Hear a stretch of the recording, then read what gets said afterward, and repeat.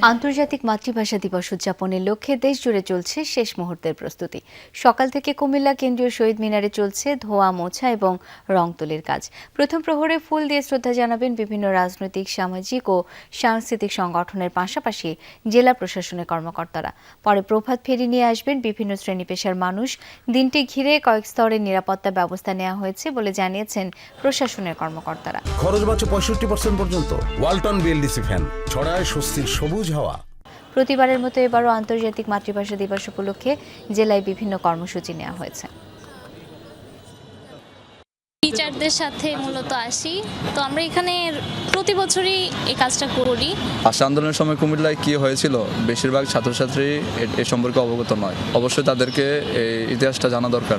শুধু ফেব্রুয়ারি মাসেই আনুষ্ঠানিকভাবে শহীদ মিনারের পরিচর্যাটা করা হয়। সারা বছর আসলে কেউ তেমন একটা পরিচর্যা করে না, তাই আমরা চাই যে সারা বছরই মানুষ এটার প্রতি একটু শ্রদ্ধা নিবেদন করুক।